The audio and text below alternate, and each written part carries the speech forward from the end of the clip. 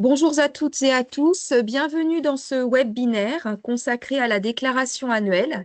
Nous vous remercions à tous de votre participation puisque vous allez être nombreux ce matin. Nous allons commencer donc cette matinée par vous présenter au nom de toute l'équipe de l'APST 41 nos meilleurs vœux pour l'année 2025. Bien évidemment, des vœux de santé pour tous. Donc ce matin, nous allons aborder plusieurs sujets. Dans un premier temps, nous traiterons de l'offre socle qui sera présentée par la directrice de la PST 41, Carole Danovaro. Nous poursuivrons ensuite par la déclaration annuelle. Suivra également l'outil vous permettant de réaliser votre évaluation des risques professionnels que nous mettons à votre disposition maintenant depuis plusieurs années, à savoir l'outil NOAA. Et nous terminerons cette matinée avec la traçabilité des expositions des travailleurs aux agents CMR, cancérogènes, mutagènes, toxiques pour la reproduction. Cette présentation se fera à plusieurs voix. Donc, j'aurai le plaisir d'être accompagnée par Nadine Gradzik, assistante administrative et financière, en charge de la comptabilité et de la gestion des adhérents à la PST 41. Edline Mété, juriste, également de la PST 41. Hervé Hu, technicien de prévention spécialisé sur le risque chimique. Et moi-même, Karine Kerdal, conseillère prévention à la PST. Donc, afin d'éviter toute interférence, ce que nous vous proposons, c'est dans un premier temps de bien vouloir couper, comme vous l'avez fait, micros et caméras. Vous pouvez bien évidemment utiliser le chat tout au long du diaporama pour poser vos différentes questions, sachant qu'à l'issue de chaque partie, nous vous proposerons éventuellement de reprendre la main. Donc là, vous pourrez réactiver vos différents outils pour justement poser en direct vos questions, faire part d'éventuelles suggestions ou autres, créer vraiment un temps d'échange par rapport aux propos qu'on aura pu tenir. Ce webinaire est enregistré. Il aura d'ici quelques jours, on va dire, la possibilité de le visualiser en replay sur le site de l'APST, www.apst41.fr. En complément de celui-ci, vous aurez également un diaporama qui sera associé, qui viendra détailler certains éléments que nous n'aurons pas pu expliciter ce matin, puisque pour certains sujets qui sont plus complexes, je pense notamment à la traçabilité des expositions, cela pourra peut-être demander la nécessité d'aller consulter des informations complémentaires. De même, je vous rappelle que le site de l'APST 41, sur lequel nous allons nous appuyer, met à disposition grand nombre de documents d'information que nous vous proposons de consulter. Bien évidemment, nous restons à votre disposition si vous avez besoin tout au long de l'année pour vous accompagner sur toutes les thématiques que nous vous présenterons ce matin. Donc, je vais laisser maintenant la parole à Carole Danovaro qui va vous présenter notre offre socle. Et merci Karine, bonjour à tous, donc Carole Danovaro. Alors j'ai pris la place d'Edine Mété parce que nous avons un petit problème technique sur notre centre de Romorantin, mais voilà, ça va se régler de cette façon-là. Alors tout d'abord, je vous souhaite à tous une très belle année 2025 et je souhaite vous rappeler notre engagement à vos côtés pour la préservation de la santé de vos salariés, de vos entreprises, grâce notamment à notre offre socle que je vais vous présenter. Et plus globalement notre offre de services. Alors pour cela, je vais aller directement sur notre site internet auquel vous avez effectivement tous accès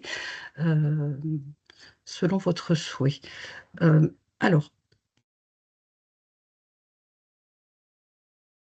donc là, je vais rejoindre notre catalogue de services qui est à disposition en format dématérialisé et qui va reprendre en fait toutes les actions, tous les services que nous proposons à nos adhérents, soit par le biais de formats collectifs, soit de manière individuelle en inter-entreprise ou en intra-entreprise.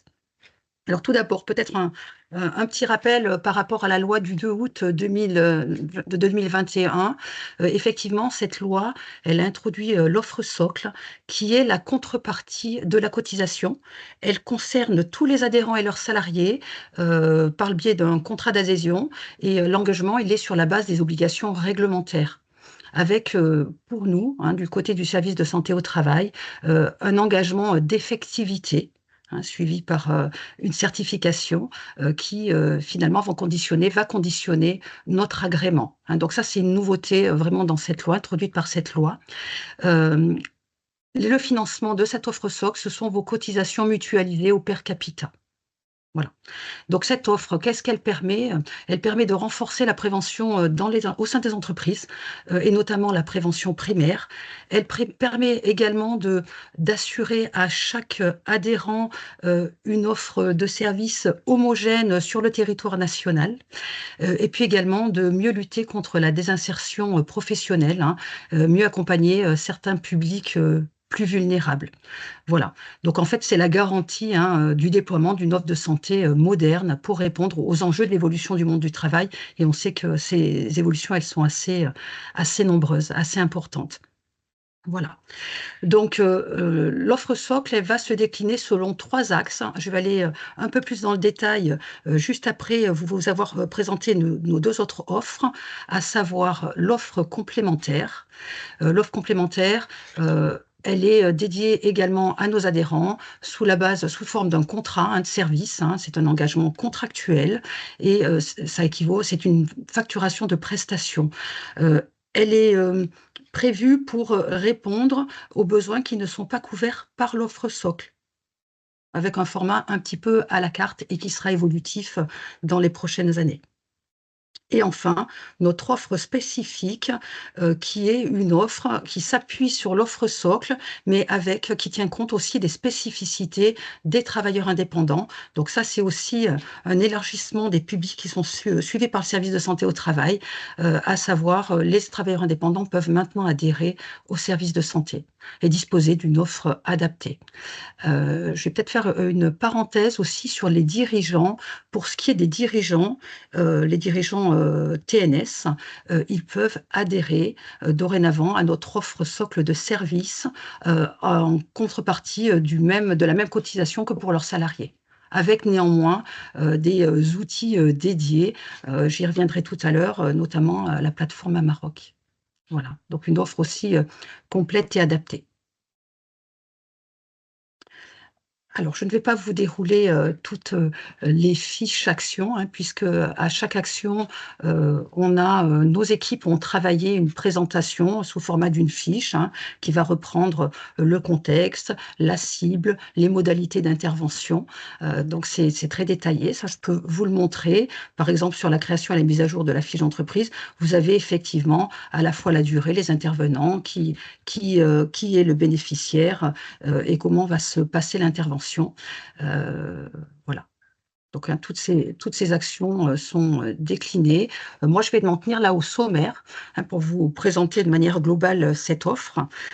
Alors, je vous ai dit tout à l'heure, elle est déclinée selon trois axes. Le premier axe, c'est la prévention des risques professionnels. On va retrouver les diagnostics. Là, ça va concerner l'accompagnement à la réalisation du document unique d'évaluation des risques professionnels. Je pense que Karine y reviendra tout à l'heure, mais également la création de la fiche d'entreprise. On va retrouver une offre sur la métrologie, hein, avec des mesures des expositions sonores, atmosphériques, lumineuses. Toute une proposition sur les sensibilisations. À chaque risque professionnel peut être associée une sensibilisation à destination des salariés, de l'encadrement, des employeurs, avec également des actions qui font le lien avec la santé publique. Hein. Je pense notamment au conseil en nutrition et la lutte contre la sédentarité. On va retrouver une partie sur les conseils et accompagnements, avec là une intervention plus spécialisée avec des experts, notamment sur tout ce qui va être études ergonomiques, conception de situations de travail, mais également la prévention des risques psychosociaux avec nos psychologues du travail, les conduites addictives prédictive. Voilà. Dans cette partie, vous allez retrouver la plateforme Amarok dont je vous ai parlé tout à l'heure à destination des indépendants et des dirigeants, hein. Cette plateforme, elle a pour objectif d'évaluer le risque d'épuisement professionnel. Et si ce risque est avéré, on va proposer, hein, tendre une main pour une rencontre avec nos psychologues qui sont formés pour accompagner effectivement la population des dirigeants et des indépendants. Voilà pour ce qui est de la prévention des risques professionnels, avec un accent qui est vraiment mis sur la prévention primaire, notre objectif étant d'intervenir en amont des problématiques, bien évidemment, hein, pour éviter que les situations se dégradent et aboutissent notamment sur des inaptitudes. Une deuxième partie concerne le suivi individuel de l'état de santé des salariés, où vous allez retrouver toute la déclinaison des visites réalisées par nos services, hein, que ce soit les visites initiales, les visites périodiques ou les visites de mi-carrière, visites à la demande.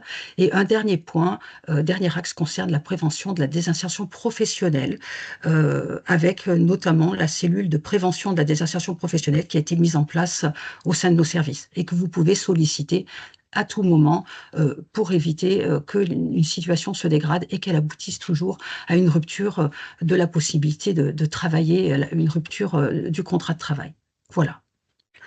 Pour ce qui est de l'offre complémentaire, je ne vais pas aller dans le détail là non plus, mais peut-être vous parler de la PSSM, le premier secours en santé mentale, hein, qui est une proposition à laquelle nous on croit, qui est l'équivalent des premiers secours en santé physique, mais sur le côté mental, hein, comment on se comporte face à quelqu'un qui est en détresse mentale, comment on apaise, comment on rassure, comment on oriente, hein. C'est une formation qui est très très appréciée et pour laquelle nous sommes disponibles pour vous renseigner, sur laquelle nous sommes disponibles pour vous renseigner. Et enfin, l'offre spécifique dont j'ai déjà beaucoup parlé, avec une partie Amarok, une partie suivi médical et conseil en prévention qui va pouvoir s'appuyer sur toutes les compétences de nos collaborateurs selon le besoin spécifique. Voilà.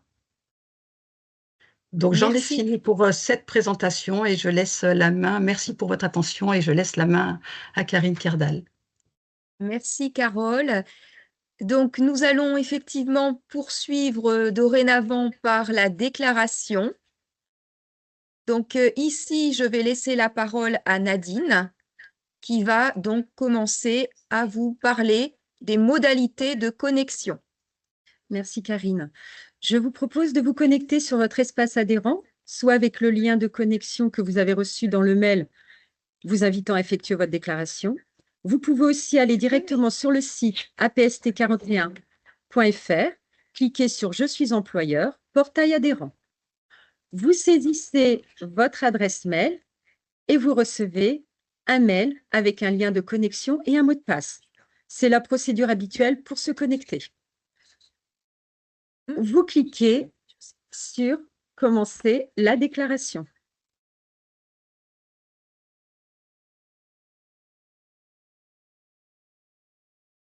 Alors, excusez-nous, nous avons une petite problématique d'ordre technique pour le partage du parcours de déclaration.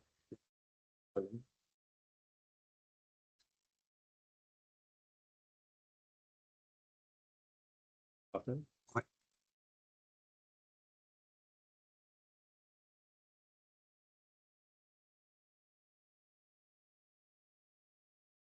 Donc,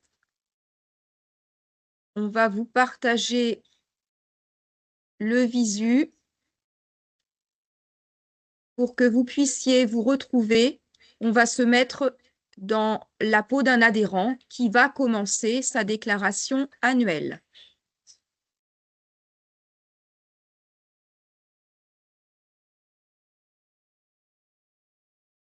Donc là, vous devez avoir en visu commencer la déclaration. Donc, on va pouvoir cliquer sur commencer la déclaration. Donc, la page qui s'affiche. Alors, il y a quelques lenteurs. Voilà, la page qui s'affiche est celle du parcours de déclaration annuelle. Vous retrouvez toutes les étapes en bas de l'écran. La navigation est sous forme de carte. Les cartes complétées seront affichées en vert. et en bleu, celles non renseignées. Il est possible de quitter la déclaration et de reprendre plus tard. Votre progression est sauvegardée. Étape 1, les informations administratives. Vous allez pouvoir corriger éventuellement les informations administratives utiles. Nous vous demandons de nous spécifier s'il existe un CSE au sein de votre entreprise. Donc là, il faut savoir qu'au niveau du CSE et CSSCT, le médecin du travail est membre de droit. À ce titre, nous vous invitons dès, on va dire, cette rentrée, à nous indiquer l'ensemble des réunions qui sont planifiées sur l'année et à nous les transmettre, afin que le médecin du travail ou un membre de l'équipe pluridisciplinaire puisse se déplacer et y participer. Nous vous demandons aussi de renseigner l'adresse de facturation ci-différente et l'adresse mail de facturation. Validez pour accéder à l'étape suivante.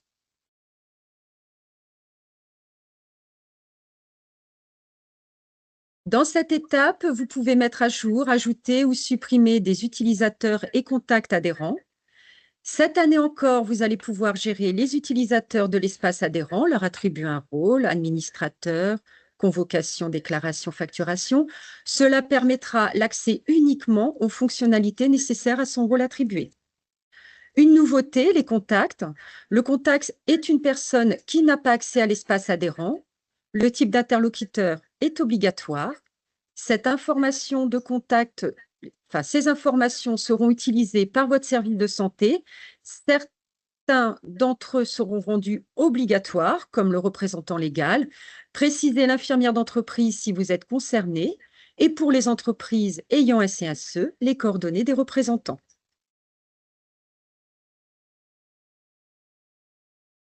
Peut-être juste rajouter concernant effectivement les représentants du CSE, cette année, on vous demande de nous communiquer l'adresse mail d'un représentant du CSE si vous avez effectivement des membres.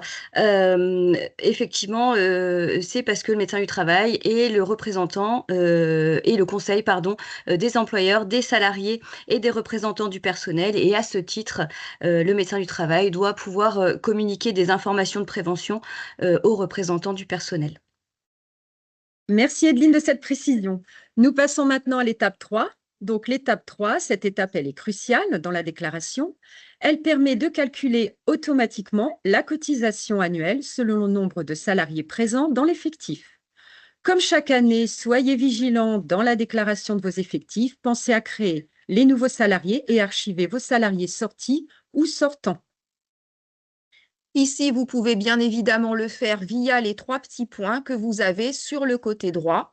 Et visualiser la fiche du salarié pour éventuellement faire les modifications d'ordre administratif lorsqu'il y a un changement de situation familiale, par exemple. Mais vous pouvez également modifier l'intitulé du poste ou également, par exemple, archiver ce salarié puisqu'il peut avoir quitté l'entreprise, auquel cas nous vous demandons de spécifier la date et le motif de la rupture de ce contrat, ce qui vous permettra de sortir le salarié de vos effectifs.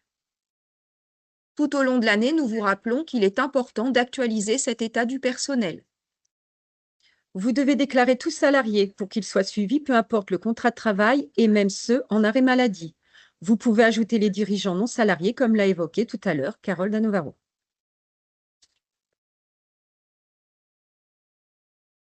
N'hésitez pas à mettre à jour également tout ce qui est risque sur vos salariés, puisqu'il est de la responsabilité de l'employeur, effectivement, d'indiquer, chaque année les risques auxquels sont exposés ses salariés, et je vous rappelle que, cette risque, elle est définie par le code du travail. Donc ici également, nous vous invitons à renseigner l'adresse mail professionnelle des salariés, laquelle permettra à ce salarié de recevoir, entre autres, les convocations pour le suivi médical directement dans sa boîte mail professionnelle. Au sein de la visite médicale, on lui demande également un numéro de portable, ce qui permet en parallèle de recevoir un SMS, la même chose, pour pouvoir lui rappeler qu'il a un rendez-vous qui a été planifié au sein de son service de prévention et de santé au travail.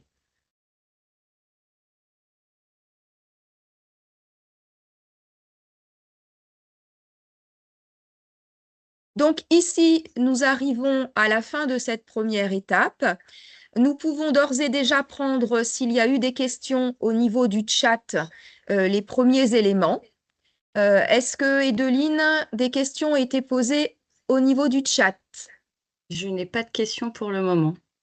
Est-ce que certains N'hésitez pas. d'entre vous souhaitent reprendre la main, auquel cas vous pouvez réactiver micro et caméra, et donc on pourra vous répondre sur déjà les premiers éléments de présentation. Sinon, on peut poursuivre ce diaporama. Je vois personne qui lève la main. Alors, on a Sylvie Bacon. Allez-y, vous pouvez prendre la parole. On vous écoute.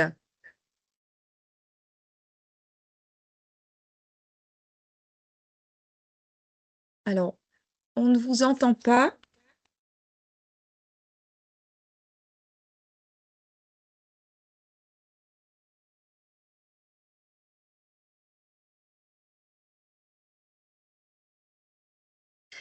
La personne indique qu'elle ne peut pas mettre son micro. Alors, je sais D'accord. pas Alors, si est-ce que vous pouvez Sylviane- poser la question via le chat?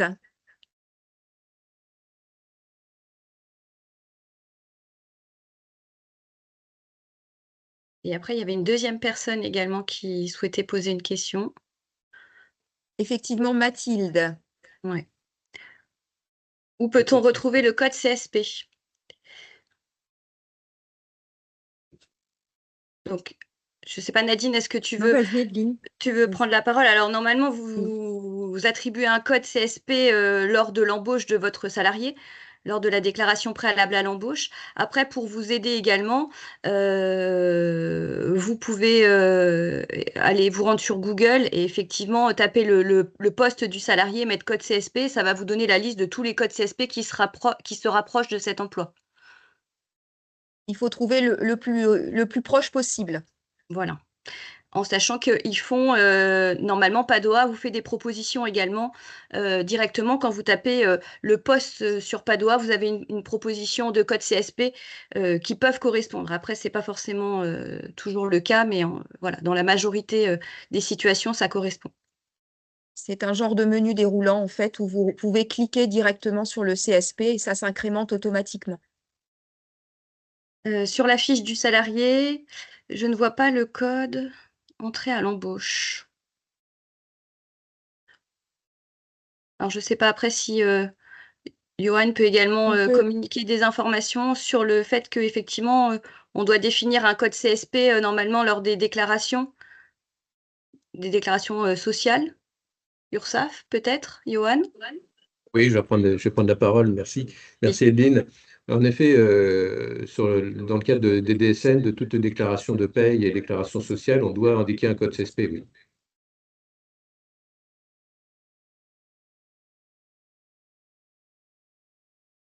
Est-ce que ça a permis de répondre à votre question? A priori, oui, puisque effectivement, ça y est, le code a été Trouvé. trouvé.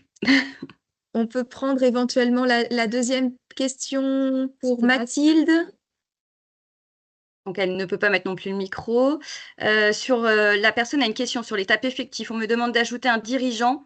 Je note que non, mais je suis quand même en orange sur cette étape.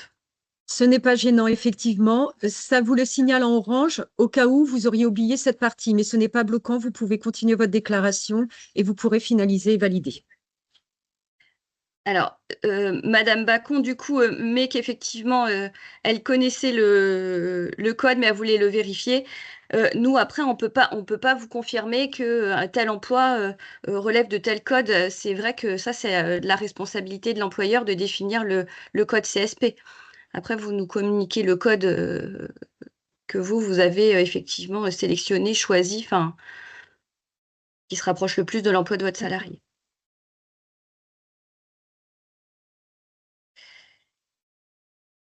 D'autres questions?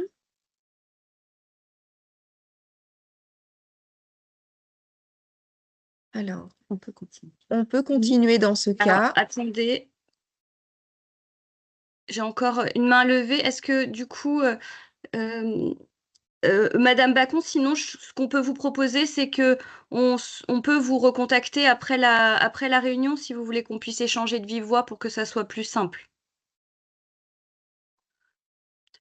Est-ce que vous pouvez du coup nous communiquer vos coordonnées dans le chat pour qu'on puisse vous rappeler?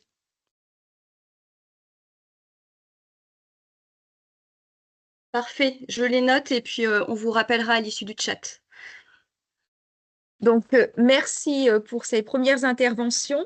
Donc, on va maintenant poursuivre, puisqu'effectivement, on arrive à une étape où là, vous avez la possibilité, selon en fait les missions qui vous sont confiées, de transférer votre déclaration à une autre personne. Puisque pour poursuivre, on va vous demander, entre autres, de connaître l'environnement de travail, les risques auxquels sont exposés les salariés. Et de ce fait, vous avez la possibilité de transférer la déclaration à une autre personne. Et donc là, c'est lui qui va pouvoir ensuite avancer tout ce parcours qu'on a présenté jusqu'à présent. Si vous connaissez ces risques et l'environnement de travail, c'est ce sur quoi on va cliquer. On va pouvoir continuer notre déclaration. Donc ici, on va commencer par vous proposer de renseigner les informations de prévention. Donc, la vignette numéro 4. Si vous êtes déjà adhérent à la PST, ce sont des informations que vous avez déjà renseignées antérieurement. Il suffit simplement de les vérifier, de les modifier si nécessaire. Donc, c'est en lien avec l'activité professionnelle de votre entreprise. C'est du texte libre que l'on vous demande de préciser. Point important, à cette étape, on vous demande d'indiquer les accidents du travail qui sont survenus au cours de l'année passée. Donc ici, bien spécifier le nombre d'accidents. On vous demande également d'indiquer ceux qui ont fait l'objet d'un arrêt de travail de plus de 3 jours. Et vous pouvez y ajouter du détail. C'est intéressant toujours d'apporter ce détail, de préciser quel est le type d'accident. Est-ce qu'il s'agit d'accident de la route? Est-ce qu'il s'agit de chute de plein pied? Parce que nous, ça va nous permettre aussi de voir quels sont peut-être les leviers au titre de la prévention vers lesquels on peut vous accompagner pour réduire ces risques. Si vous appartenez aussi à un groupe, parfois, on a des entreprises qui ont une déclaration d'accident du travail qui est globale pour, on va dire, tout le groupe. Bien évidemment, on vous demande là de spécifier le nombre d'accidents qui a trait à simplement les effectifs concernés par ce numéro d'adhérent. Rien ne vous empêche de spécifier dans les notes justement le taux global pour l'ensemble du groupe si vous le souhaitez. Mais ça reste bien sûr facultatif. Même chose sur les maladies professionnelles. On reprend ensuite certaines informations nécessaires, à savoir les situations particulières. Si vous avez des salariés en situation de handicap dont vous avez connaissance, même chose sur les pensions d'invalidité. Et également, si vous avez dans vos effectifs des mineurs, notamment, je pense aux apprentis, ici, vous pouvez bien sûr nous le préciser. C'est chose importante, hein, puisque comme le disait tout à l'heure Edeline, c'est vous qui êtes aussi, lorsque vous faites votre déclaration annuelle, amené à préciser les expositions. Et il faut savoir qu'un mineur doit être suivi plus régulièrement qu'une personne qui est majeure. Donc là, être bien vigilant sur ce point, mais on va y revenir un petit peu plus tard. Si ces mineurs sont affectés à des travaux dangereux, on vous demande ici aussi de le spécifier. Ensuite, on va reprendre votre environnement, les locaux sociaux et équipements de travail. Donc là, même chose, du texte libre.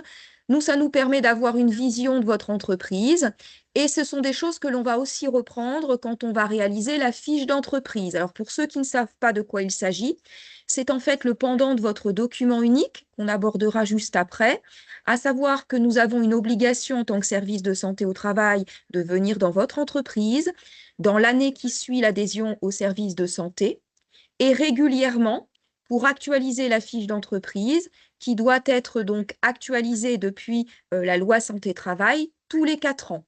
À ce titre, nous visitons votre structure, nous allons regarder l'environnement de travail, les risques liés aux activités professionnelles, faire ce listing de risques, voir ce que vous avez mis en place en termes de protection collective, protection individuelle, et émettre des préconisations afin de vous accompagner dans la réduction du risque. Cette fiche d'entreprise peut être aussi un outil pour vous, pour compléter votre document unique. Nous sommes, comme le disait Edeline, conseil de l'employeur, des instances représentatives du personnel et des salariés, et ce document est un outil sur lequel vous pouvez effectivement vous appuyer. Donc, on reprend ici tout ce qui va être vestiaire, salle de pause. Donc, vous checkez simplement par la petite case si vous en disposez. Concernant les vêtements de travail, même chose. Est-ce qu'il y a des tenues spécifiques? Concernant l'entretien des locaux, est-ce que ce sont les salariés qui sont amenés à le réaliser? Est-ce que c'est réalisé par une entreprise extérieure? Même chose au niveau de cette tenue de travail, si elle était existante. Est-ce que c'est le personnel qui le réalise, cet entretien, ou est-ce que c'est éventuellement une société extérieure? On va reprendre ici un élément important et qui a d'autant plus un écho sur ce qu'on verra plus tard, sur le risque chimique, entre autres, puisqu'ici, on va vous demander, au-delà de tout ce qui est voies d'aération naturelle, fenêtres, etc., tout ce qui est dispositif de ventilation mécanique, puisque je le rappelle, normalement, quand on est dans une salle complètement fermée, sans ouvrant, il faut avoir un dispositif d'aération mécanique. Et si vous êtes dans une activité où il y a des polluants, vous devez aussi avoir des systèmes de ventilation qui soient spécifiques, contrôlés, et auquel cas on vous demande d'emblée de le spécifier à ce niveau. Vous pouvez d'ores et déjà nous préciser, par exemple, ici, via le détail, si vous êtes un restaurateur, vous avez effectivement une hotte aspirante au-dessus du piano dans la cuisine, eh bien, vous pouvez nous le spécifier ici. On va avoir donc ainsi à dérouler ce menu jusqu'à la fin. Et là, point important, qui est parfois oublié, on va redescendre un petit peu, donc tout ce qui est lié à la prévention. Donc là, on va vous demander concrètement si vous avez un référent sécurité au sein de l'entreprise. Donc là, j'en profite pour rappeler que c'est une obligation réglementaire depuis 2012 pour toutes les entreprises d'avoir un référent sécurité. Ce référent peut être aussi l'employeur. Lorsque nous n'avons pas de salariés candidats et intéressés pour accompagner justement l'entreprise sur ce rôle qui est important de prévention des risques au sein de l'entreprise. Nous avons aussi tout ce qui est questionnement par rapport à la sécurisation des victimes. Nous avons également un point nouveau, c'est les relais prévention. Donc, il faut savoir que dans les entreprises, à côté du référent sécurité, mais ça peut être aussi ce référent sécurité qui est cette casquette, il peut y avoir un relais prévention. Parfois, c'est un membre du CSE. Ça peut être également une personne donc intéressée par la prévention. Ça peut être dans les structures plus conséquentes, notamment le HSE, qui peut avoir ce rôle, donc qui va être justement aussi de pouvoir accompagner l'employeur sur tout le volet prévention. À la PST 41, nous avons mis en place depuis un petit peu plus d'un an un parcours pour former les relais prévention. Donc, il s'agit de 4 modules auxquels les personnes participent. Ces modules vont porter sur différentes thématiques. Donc, le premier de ces modules va parler de la prévention dans sa généralité. Donc, ici, on va parler de tout ce qui est contrôle réglementaire, par exemple, mais également l'importance d'être vigilant sur les nouveaux arrivants. Donc, on va parler du livret d'accueil prévention. Je profite de cette occasion pour dire l'importance de vraiment épauler et être en accompagnant du nouvel arrivant, qu'il soit apprenti, intérimaire, nouveau salarié, mais également, on va dire, saisonnier, si on a du personnel qui fait que passer. On sait que ce sont les publics qui sont les plus vulnérables et les plus enclins à avoir un accident du travail. Donc, c'est extrêmement important de mettre des choses en place à ce niveau. Donc, ça, c'est le premier module. Le deuxième module porte plus spécifiquement sur le document unique. Le troisième va traiter de tout ce qui est accident du travail via l'analyse des AT. Et nous clôturons par un 4e module qui, là, va permettre de remettre un lab à l'entreprise, donc une reconnaissance de l'engagement vis-à-vis de la montée en compétence de son personnel autour de la prévention des risques professionnels. Et pour la personne formée, c'est aussi une reconnaissance, puisqu'on va lui remettre un titre, on va dire, un diplôme qui n'a pas de valeur légale, mais qui a une valeur de reconnaissance par rapport à sa formation suivie.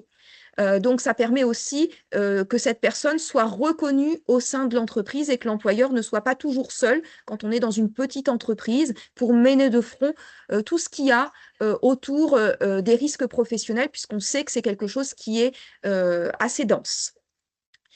Nous avons également, au niveau du dernier point, le document unique d'évaluation des risques professionnels, sur lequel, là, on vous demande de préciser si vous en avez déjà mis en place, si vous l'avez formalisé, et surtout, si vous avez derrière dégagé un plan d'action. Donc, vous voyez, cette étape 4 est malgré tout importante à compléter, puisque nous, ça nous permet de mieux connaître aussi votre entreprise. Donc, je valide ensuite l'étape. Alors, pour les adhérents qui sont adhérents au service depuis plusieurs années, il est vrai que ça peut être assez vite de passer sur cette vignette 4. On va ensuite passer à l'identification des risques.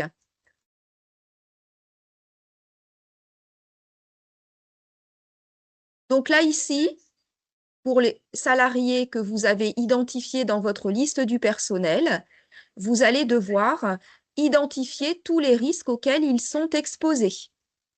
Donc, en lien avec leur activité, mais également en lien avec leur environnement de travail. Donc, sur la partie gauche, vous avez une liste de risques. Si vous souhaitez les ajouter, il suffit de cliquer sur la petite icône « Ajouter » et ce risque va se retrouver dans la partie droite, « Risque présent dans l'entreprise ». Même chose, si vous avez déjà fait ce travail l'année passée, il faut simplement revérifier que les choses sont identiques, sinon faire les modifications utiles. Si certains de ces risques ont disparu, si par exemple par rapport à votre organisation du travail, il n'y a plus de travail de nuit, comme là c'était précisé, il suffit d'aller cliquer sur la petite corbeille et ce risque va donc être supprimé. À chaque fois, on vous demande bien sûr la confirmation, puisque vous y avez associé forcément des salariés. Donc, quand vous avez fait cette étape, eh bien, même chose, vous allez pouvoir la valider.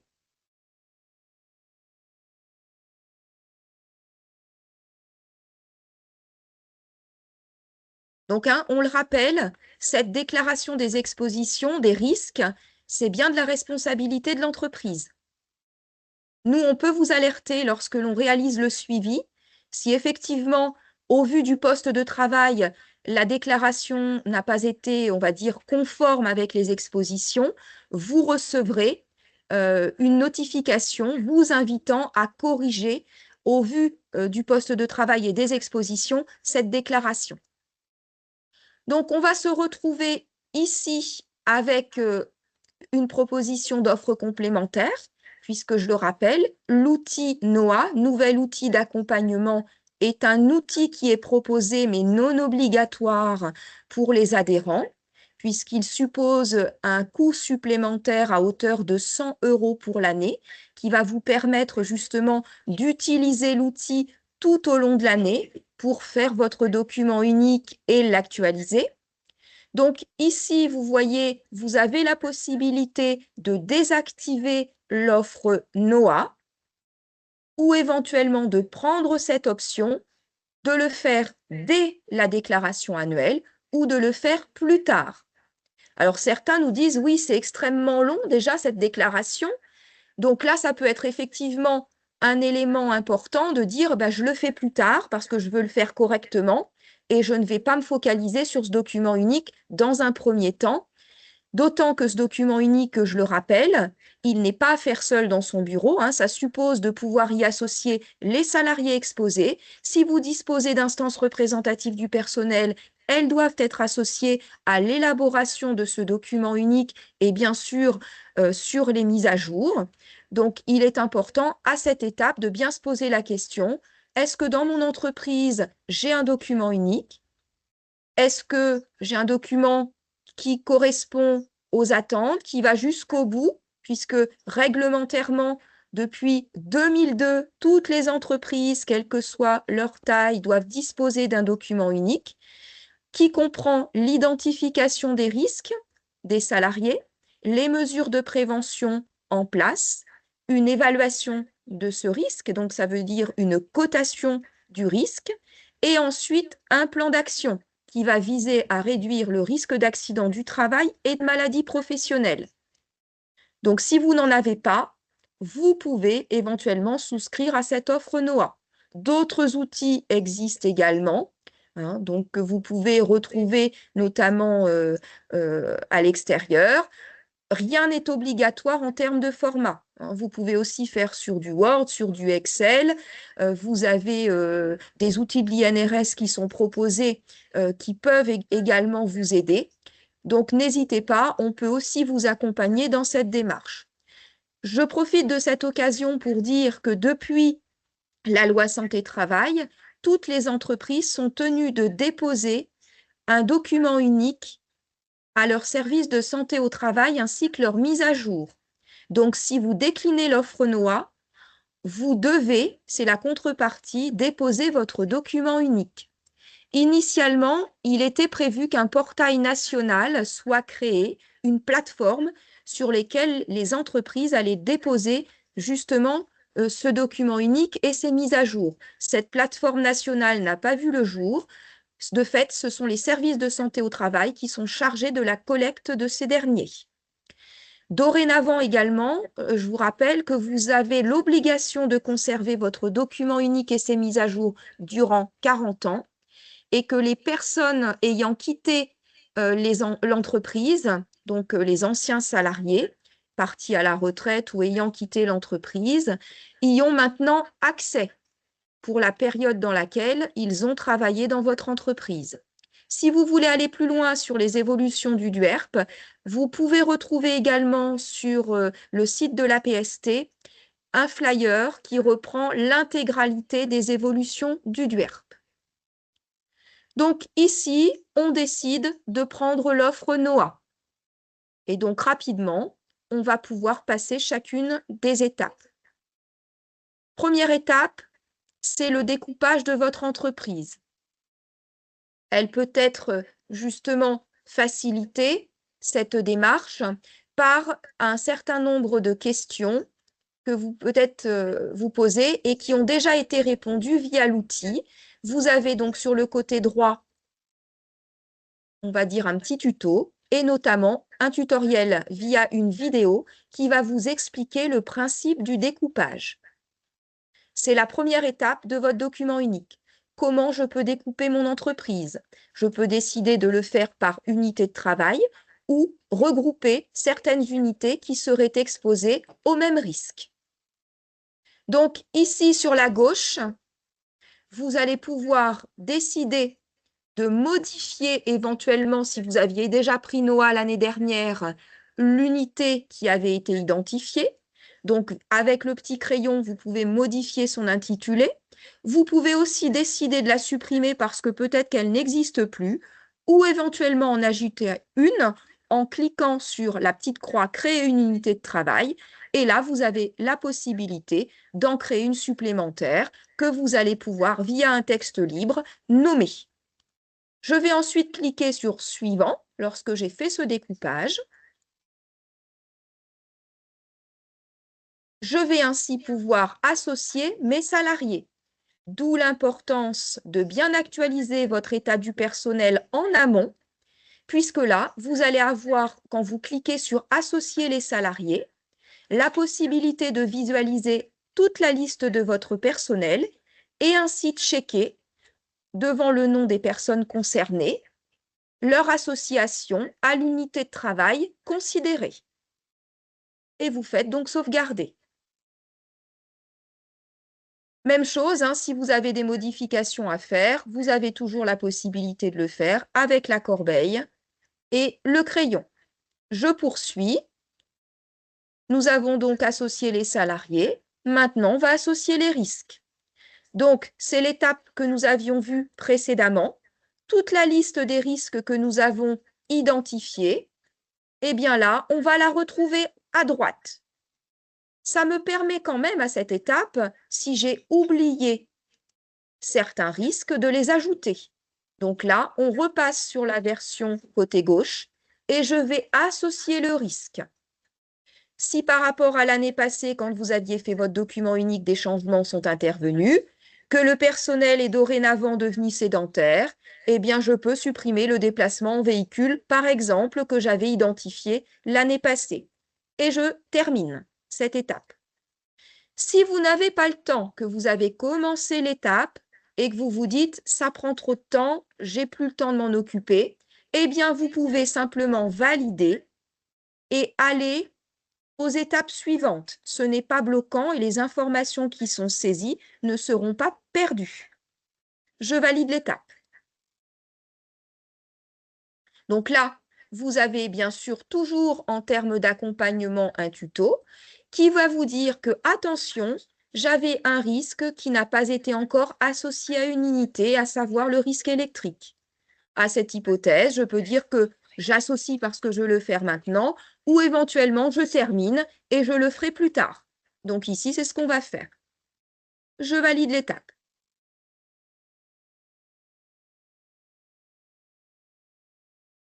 Étape la plus longue du document unique, c'est mon évaluation.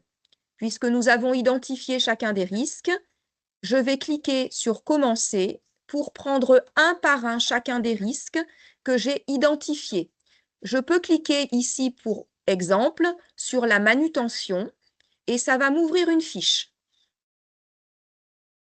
Dans cette fiche, qui s'appelle donc ici manutention de charge, puisque visiblement dans cette entreprise, j'ai ce risque qui a été retenu, je vais décrire la nature du risque. Donc, si je suis en restauration, eh bien, je peux dire manutention de matières premières, sac de pommes de terre de 5 kilos, bouteille d'huile. Je peux mettre des éléments qui vont permettre de justifier pourquoi j'ai considéré qu'il y avait un risque manutention de charge. Je vais pouvoir, si je le souhaite, ajouter des photos, ajouter des documents avec les éléments que vous retrouvez juste en dessous du cadre description. Ça reste néanmoins facultatif. Je vais ainsi pouvoir ajouter, donc je veux bien, oui, merci, ajouter ici une action. Donc, soit vous avez le choix d'utiliser éventuellement des éléments qui seraient déjà présaisis dans le catalogue. Donc là, ce sont des actions qui peuvent être mises comme existantes dans votre entreprise. Donc là, il suffit de double-cliquer et ça vient s'incrémenter dans les actions déjà réalisées par l'entreprise. Attention toutefois, si vous prenez déjà ces éléments, il faut ouvrir la fiche et bien s'assurer que ça corresponde à votre activité. Parce que parfois, quand nous, on ouvre des documents uniques, on voit qu'il n'y a pas de cohérence. Par exemple, je pense à la chute de plein pied. On a souvent l'identification du risque de chute de plein pied, mais la mesure qui est retenue ne correspond pas au secteur d'activité, puisque quand on ouvre, ça concerne souvent les chauffeurs. Sauf que si je suis en restauration, ça ne va pas être en adéquation. Donc, je peux, moi, en tant qu'employeur ou responsable en charge du document unique, modifier également ces fiches pour se les approprier et les adapter à l'entreprise. Mais je peux faire autrement aussi. Si je n'ai pas la ressource dans ce fameux catalogue, je peux moi-même créer mon action. Donc là, je clique sur « Ajouter » et je vais mettre mon intitulé. C'est du texte libre, je vais saisir. Donc ici, j'ai par exemple mise à disposition d'un diable. Donc je peux cliquer, c'est du texte libre et je valide. Une fois que j'ai fait donc cet identifié de toutes les actions mises en place, l'étape indispensable, c'est l'évaluation de ce risque. Donc là, ce sont des champs obligatoires, j'en ai 3.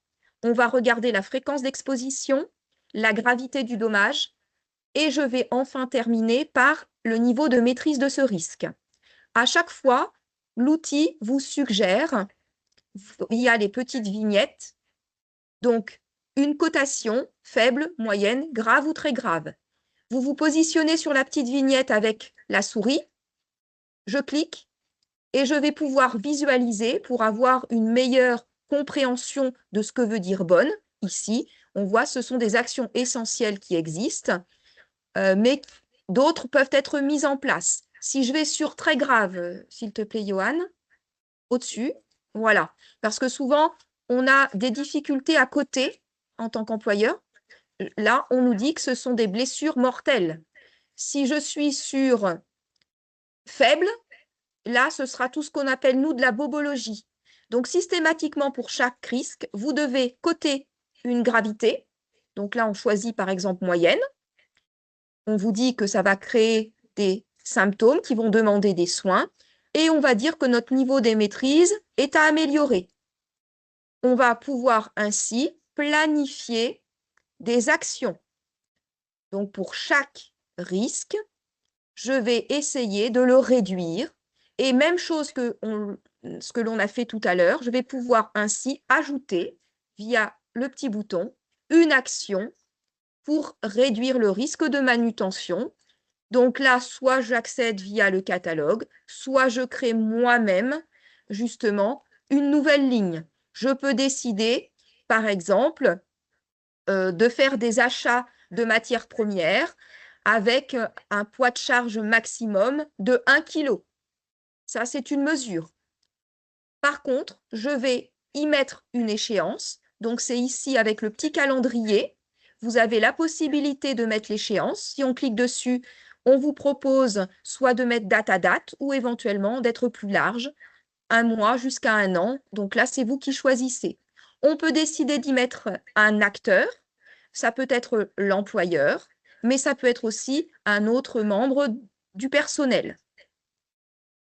Important de bien préciser une date d'échéance et un acteur, parce que la plupart du temps, quand on ne met pas de date, eh bien, les choses ne se font pas.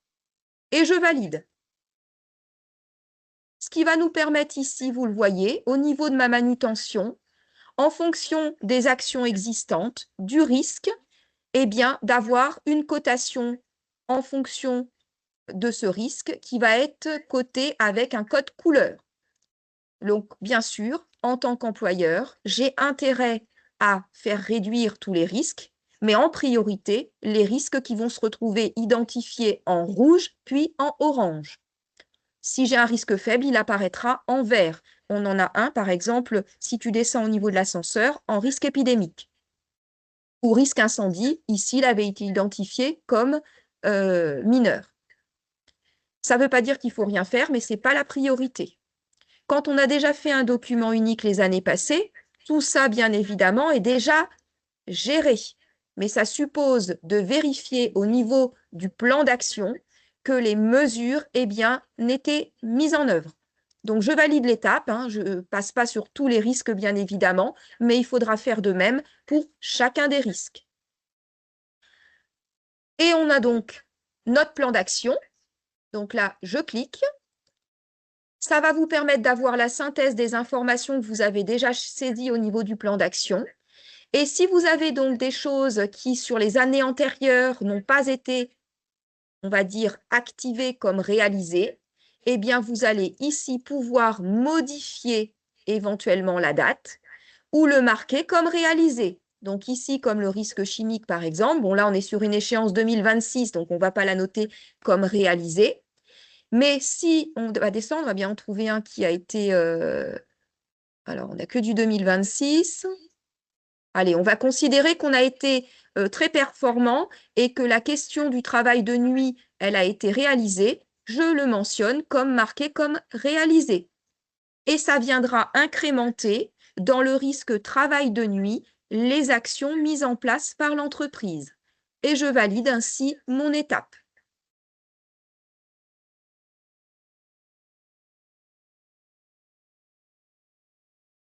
Ça va vous permettre ici d'avoir généré automatiquement un document unique, lequel va se trouver incrémenté dans votre base Padoa, donc la plateforme qui est partagée avec le service, dans vos documents.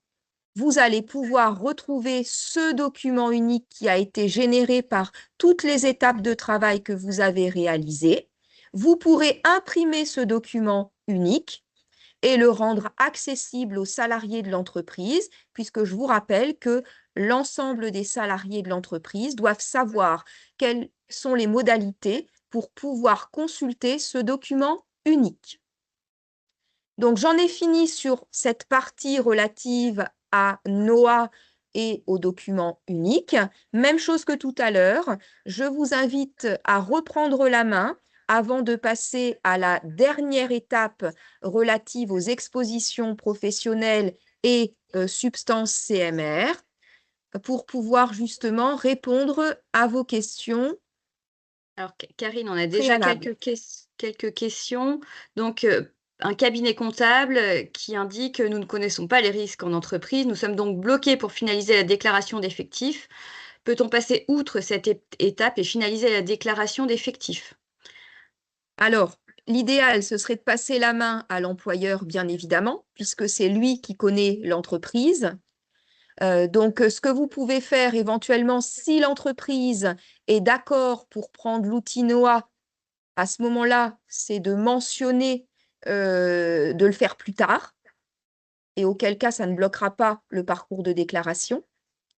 S'il s'agit d'une entreprise qui a un autre document unique qui ne souhaite pas prendre l'outil NOA, eh bien là, il faut que vous vous rapprochiez de cet employeur pour qu'il dépose ou qu'il vous transmette son document unique, que vous le déposiez et que vous puissiez aller jusqu'au bout de la déclaration.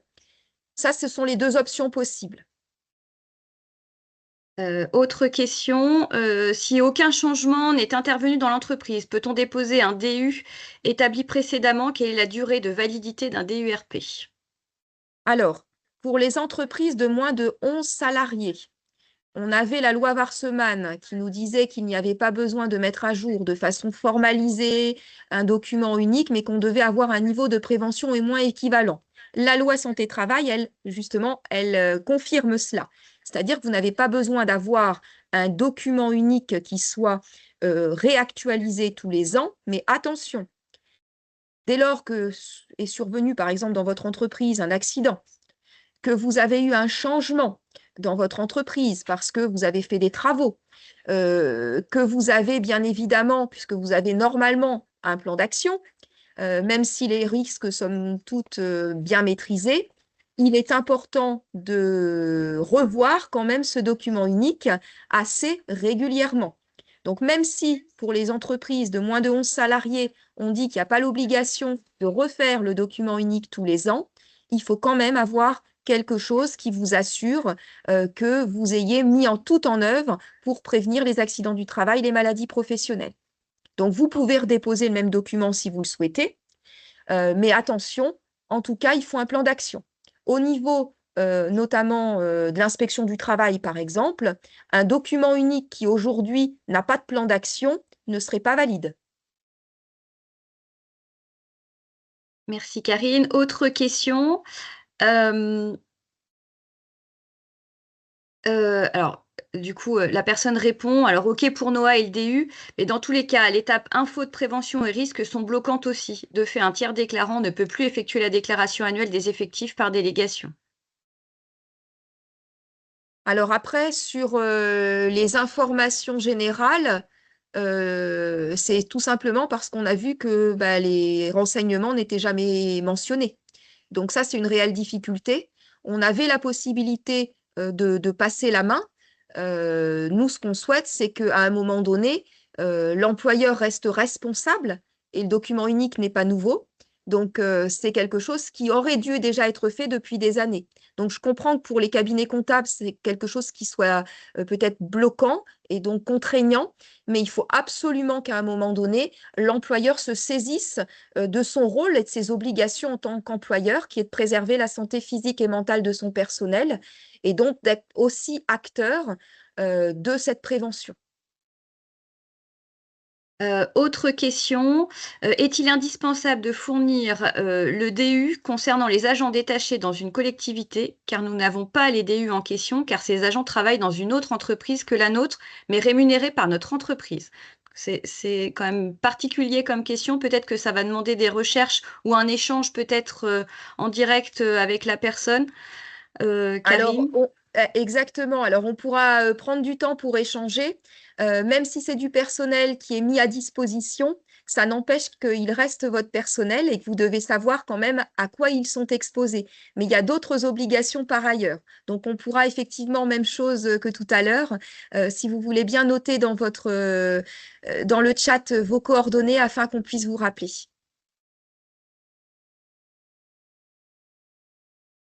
Je n'ai pas d'autres questions, Est-ce qu'il y a d'autres pour le moment. questions?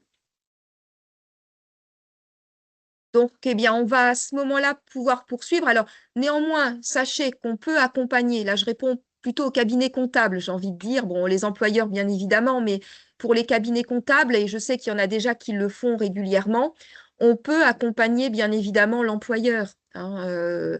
Nous, en tant que préventeurs, on se déplace dans les entreprises, on peut faire l'accompagnement aussi en ligne pour que les personnes, elles puissent prendre la main sur Noah et identifier leurs risques et au moins avoir un document unique qui comprenne des risques. Parce que c'est vrai que souvent, quand on regarde, on en a un certain nombre où finalement les risques majeurs de l'entreprise en lien avec l'activité ne sont pas renseignés. Donc ça, ce n'est pas un document unique. Ça ne peut pas répondre aux exigences réglementaires.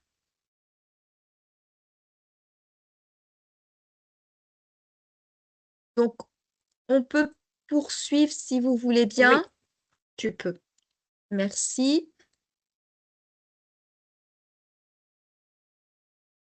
Donc là, on va arriver sur la vignette 9. Donc, on va cliquer sur vignette 9, suivi CIR SIA.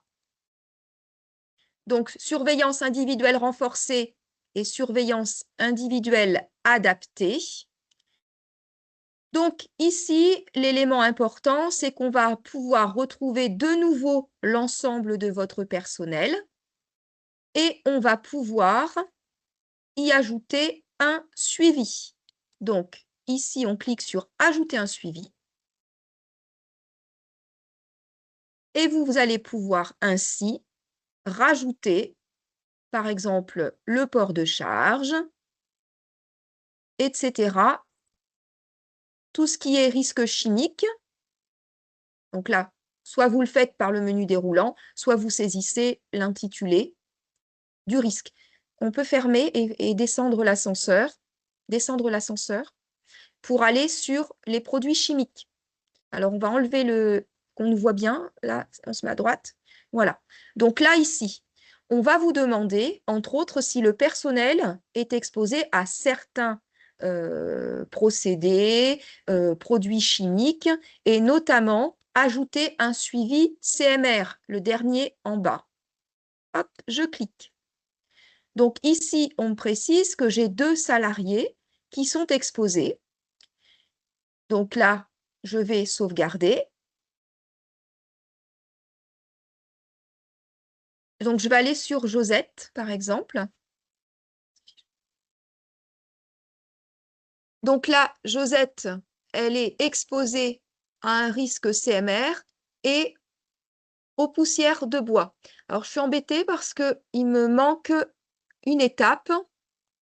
Je fais sauvegarder et on va essayer de rajouter un autre salarié. Clique, Johan. On va mettre, voilà, Deneuve, voilà, sauvegarder. Et alors, on fait suivant, peut-être. Clique sur suivant. Parce que j'ai un visuel. Voilà. Donc, on va continuer, associer les risques. Oh non, ça ne marche pas. Continue, associer les risques. On va supprimer. Non, on valide l'étape. On va supprimer Catherine.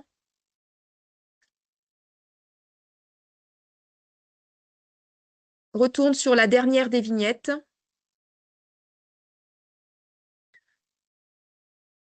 En fait, comme il s'agit d'une version test, puisqu'on ne peut pas se connecter comme vous, il y a une étape qui n'est pas correcte. Je fais suivant, voir si ça peut. Non, alors enlève Catherine déjà. au niveau des risques. Clique sur son nom. Annuler.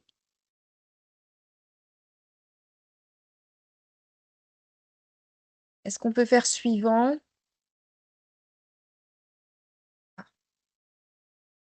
Ça bloque. Associer les risques. Donc, c'est bien parce que c'est les aléas du direct. Associer les risques. Suivant. Alors, associer les risques, c'était le risque électrique qui nous posait problème.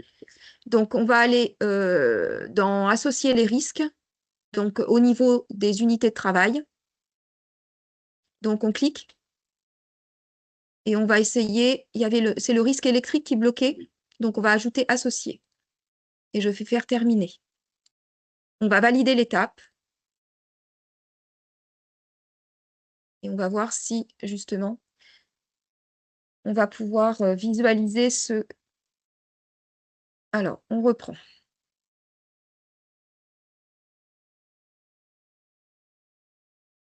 Si je fais suivant,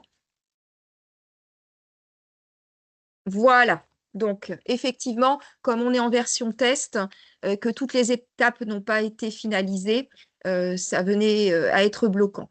Donc, ici, on va retrouver une nouveauté sur laquelle nous avions communiqué dès le mois de juillet, à savoir les obligations pour l'employeur de déclarer pour chaque travailleur ceux qui sont exposés aux agents cancérogènes, mutagènes et toxiques pour la reproduction. Donc, dans un premier temps, nous avons fait le choix de vous mettre à disposition le décret que vous pouvez ici visualiser en cliquant sur « Accéder au décret ». Donc, ça vous renvoie vers le texte de Légifrance. Donc, si vous voulez en prendre connaissance, vous pouvez le visualiser. Vous pouvez faire du peu fermé. Donc, j'ai compris.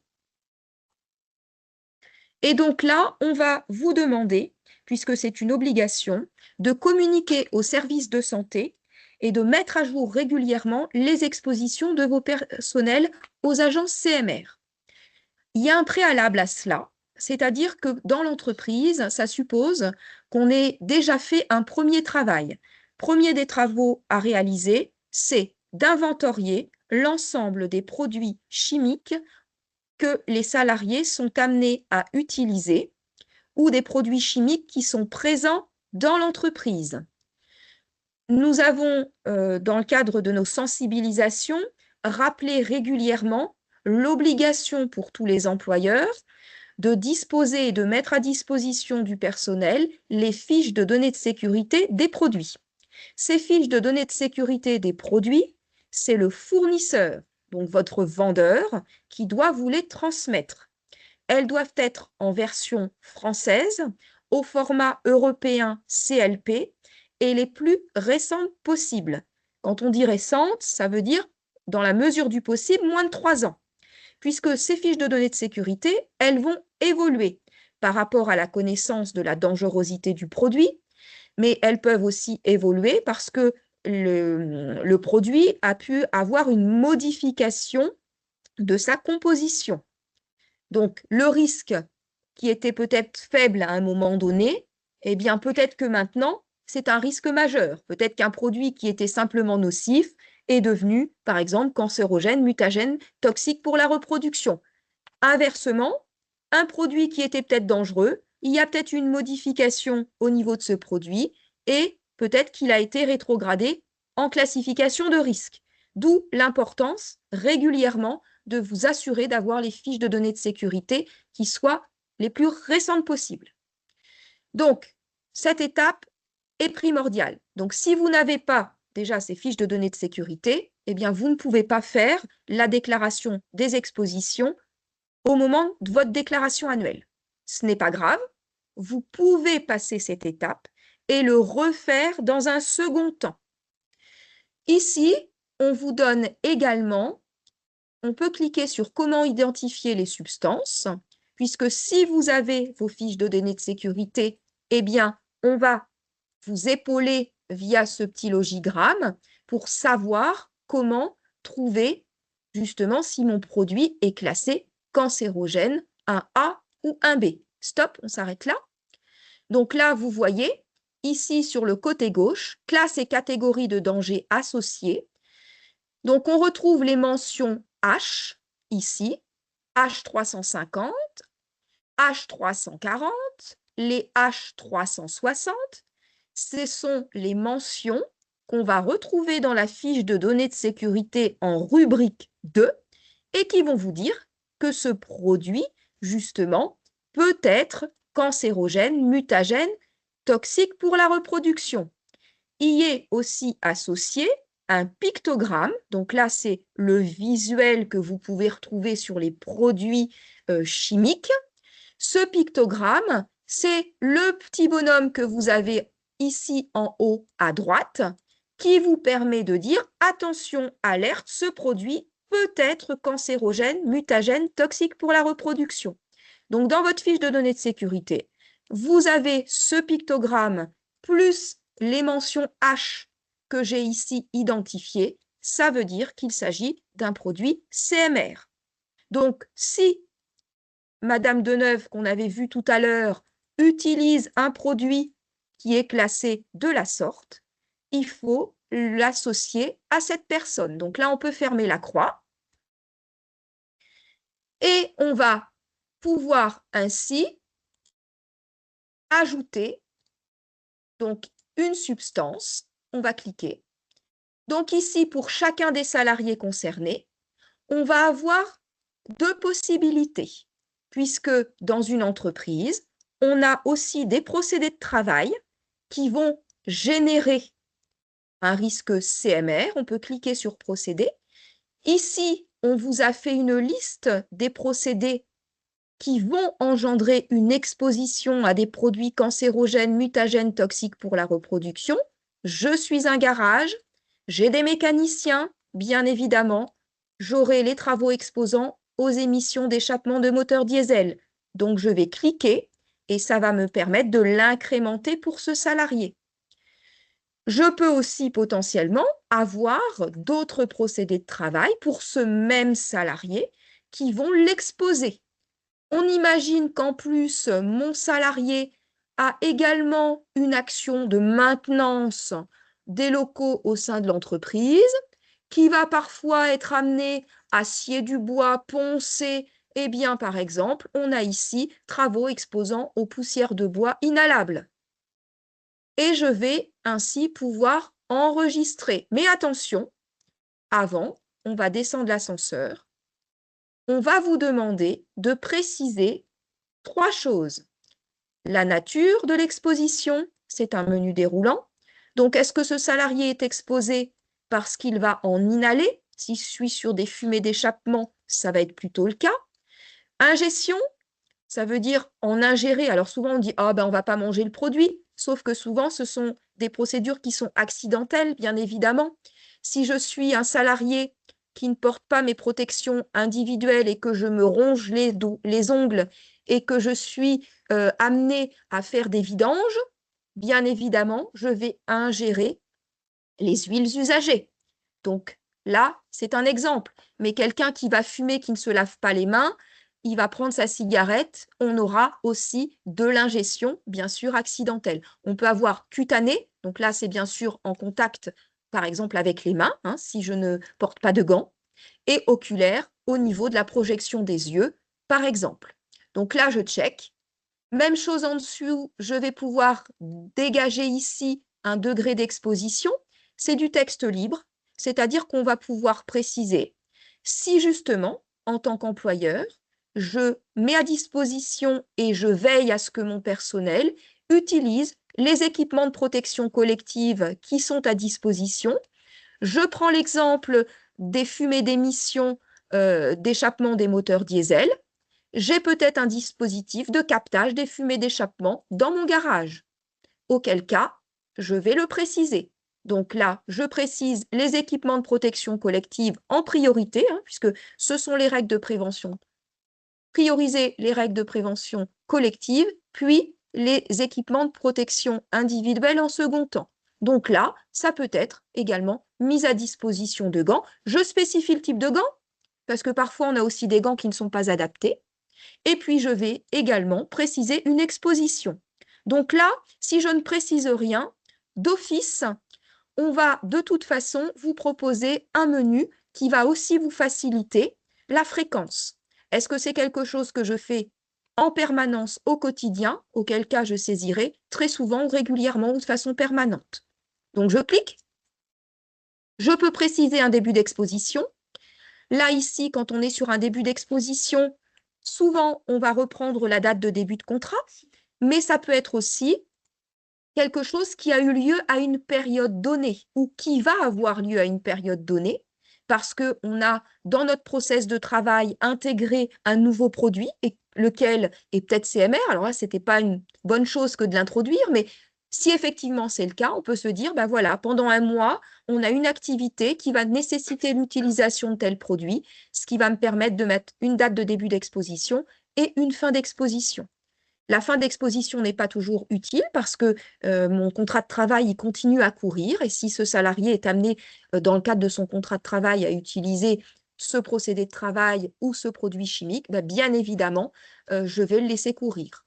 Je vais ainsi enregistrer. Alors, je voudrais que tu remontes, Johan, pour aller sur les substances. Parce que pour ceux qui ont les FDS, il y a un autre point important. Alors, les fiches de données de sécurité, elles sont toujours faites sur le même modèle. En fait, vous avez des rubriques et les intitulés des rubriques sont toujours les mêmes.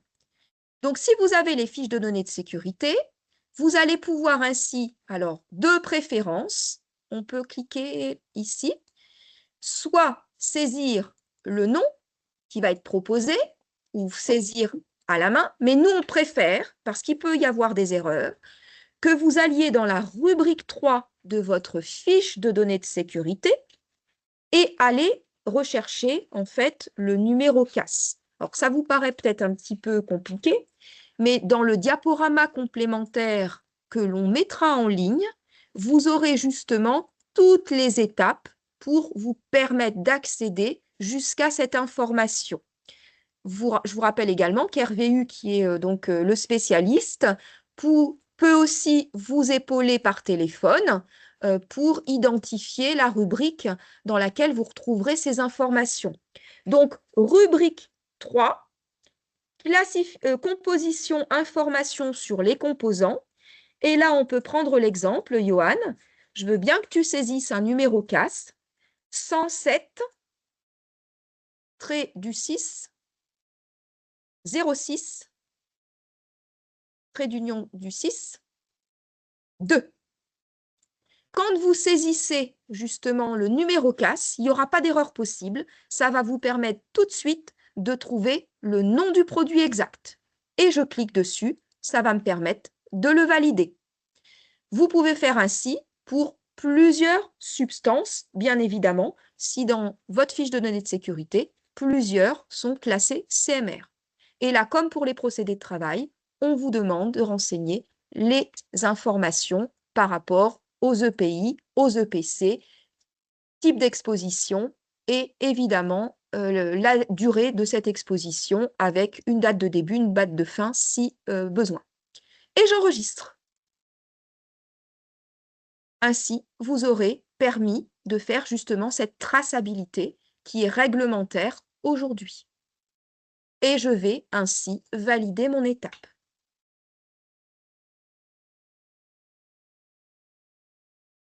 Alors, Karine, on a une question. En cas d'exposition à des agents CMR 2B, doit-on déclarer les salariés comme exposés au CMR? Je propose que Hervé reprenne la parole.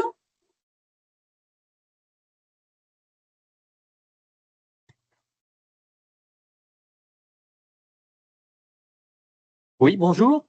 Alors, tout d'abord, la catégorie de danger 2B au niveau du règlement CLP, elle n'existe pas pour les CMR. Les catégories, c'est 1A, 1B, 2. Alors, il y a peut-être une confusion avec la classification du CIRC, le Centre international de recherche sur le cancer, qui a les catégories les catégories 1, 2A, 2B, de mémoire 3 et 4, je crois. Donc, la catégorie 2B, elle n'existe pas au niveau du règlement CLP.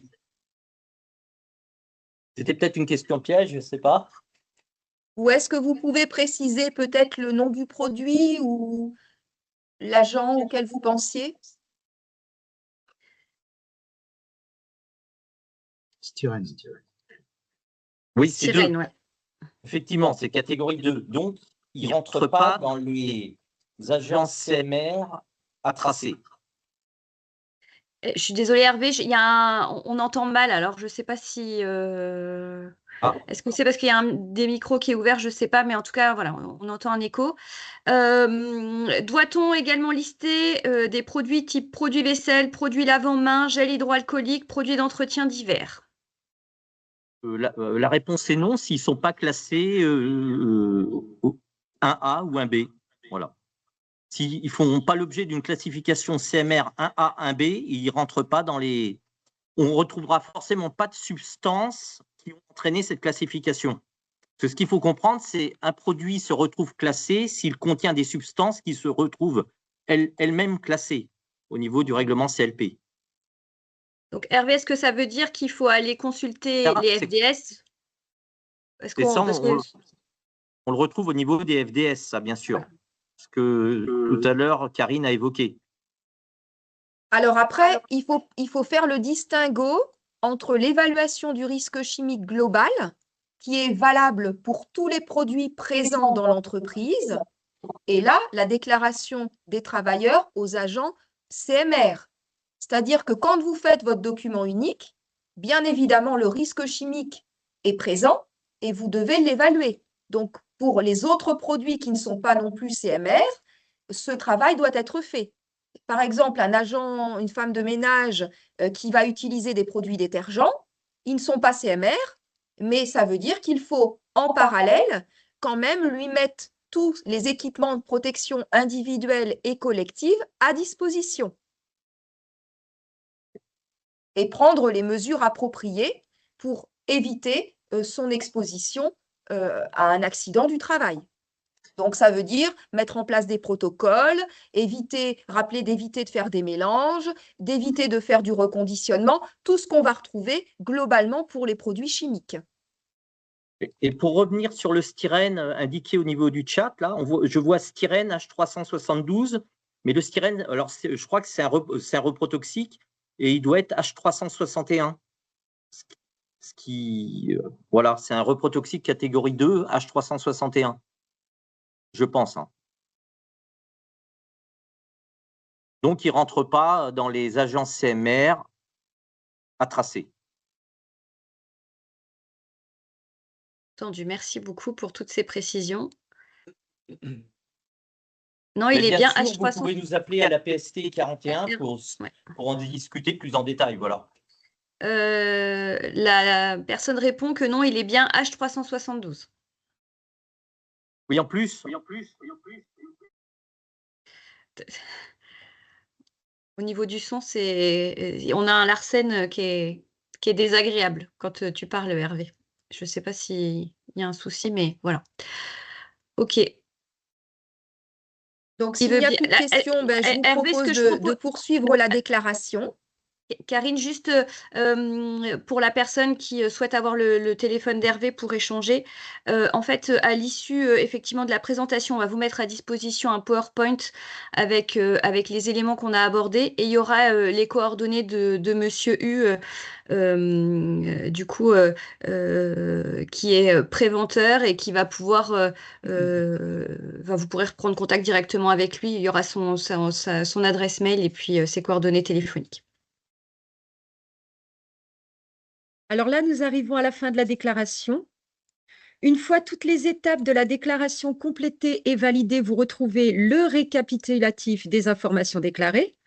Donc, à partir de cette fenêtre, vous pourrez consulter en détail l'effectif déclaré. Et pour accéder à ces informations, vous cliquez sur « Voir ». Donc là, à cette étape, comme on l'a fait tout à l'heure concernant l'outil NOAA avec la possibilité de le désactiver, vous avez également à cette étape la possibilité, avant de valider votre appel à cotisation, eh bien, de modifier, donc soit de retirer l'offre NOA parce que finalement, vous vous êtes rendu compte qu'il y avait un autre document unique. Donc, on vous propose ici, gérer votre offre NOA, soit de le faire maintenant, soit de le faire plus tard, voire donc de désactiver mon offre pour ne pas avoir justement cette facturation de 100 € qui viennent s'ajouter. Vous avez également la possibilité d'ajouter un numéro de bon de commande qui sera inclus sur votre facture. Pour finaliser la déclaration, cochez la case « Je valide définitivement » et confirmez. Vous cliquez sur « Passer au paiement », vous consultez le récapitulatif de votre cotisation annuelle, vous choisissez et validez votre moyen de paiement. Si un mandat de prélèvement est actif et que vous souhaitez sélectionner un autre moyen de paiement, vous devez d'abord révoquer votre mandat. Vous recevez ensuite le bordereau déclaratif à l'adresse mail renseignée ainsi que la facture dans un second temps.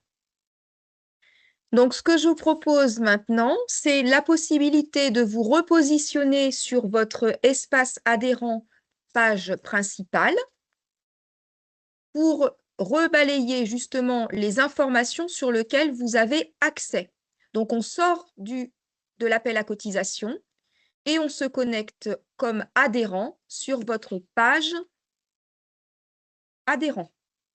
Puisque là, alors, première page, Johan, de l'entreprise. La petite maison. Voilà, je sors. Voilà. Donc, 2 points que je souhaitais revoir avec vous. Donc, tout à l'heure, je vous ai dit qu'au niveau de la traçabilité des expositions CMR, il n'était pas possible pour certains de le faire dans le parcours de déclaration. Donc, on va se mettre complètement avec la souris à gauche, sur à gauche. On va remonter la 3e petite bulle ici, risque. Vous allez ainsi pouvoir, depuis votre portail, le faire en différé quand vous aurez reçu justement vos FDS, ou peut-être que la personne la plus à même de faire ces déclarations d'exposition puisse reprendre la main. Donc, vous voyez, on a la possibilité de le faire à 2 moments, et puis même tout au long de l'année, de pouvoir y apporter les modifications. Si Madame Deneuve a quitté l'entreprise, ici, on peut aussi cliquer et supprimer. Ou si l'exposition n'existe plus, comme on le disait tout à l'heure, mettre la date de fin d'exposition. On peut retourner sur la petite maison, Johan, s'il te plaît. Merci. Ici, donc pour ceux qui n'ont pas toujours l'habitude d'utiliser l'outil, je vous rappelle que vous avez accès à votre effectif. Vous avez également accès à tous les documents d'information. On peut descendre l'ascenseur. Et notamment votre document unique NOA, là aussi, si vous n'avez pas eu le temps ou si vous avez fait le choix de ne pas le faire pendant le parcours de déclaration, vous pouvez cliquer et refaire tout le processus que l'on a vu ensemble. Donc là, on va fermer parce que c'est pas le... Voilà. Et je rappelle qu'à ce niveau, vous revisualisez également tous les éléments, que ce soit administratif, donc les factures, à droite, mais vous avez aussi la visualisation selon les accès donnés, de voir les avis d'aptitude, les fiches de suivi, les éventuels courriers partagés avec votre service de santé.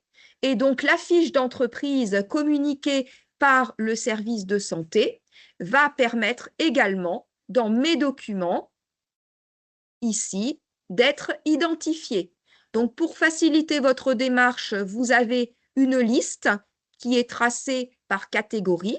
Donc, administratif, on retrouve en général justement tout ce qui est déclaration et le dossier d'adhésion, bien sûr, à la PST. Au titre des éléments de prévention qui aujourd'hui est à 0, on va retrouver justement tout ce qui va concerner votre fiche d'entreprise. Quand elle est déposée, vous la retrouvez ici avec le livret d'accompagnement et les annexes. Votre document unique, on peut cliquer sur document unique, Johan. Et ici, quand je vous disais, il vous était possible de télécharger. Donc là, du fait que vous ayez utilisé l'outil NOA, eh bien, il est incrémenté automatiquement. Par contre, si vous avez un autre outil, donc là, c'est un document qui a été généré et que vous pouvez donc imprimer. Donc, on peut aller sur les petits points également à droite. Voilà, télécharger, imprimer ou prévisualiser.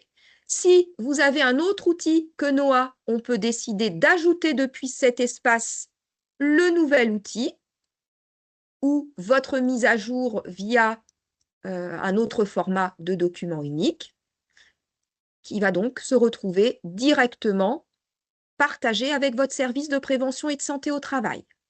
Donc, on peut fermer. Même chose, tout ce qui est attestation de visite, on va le retrouver ici.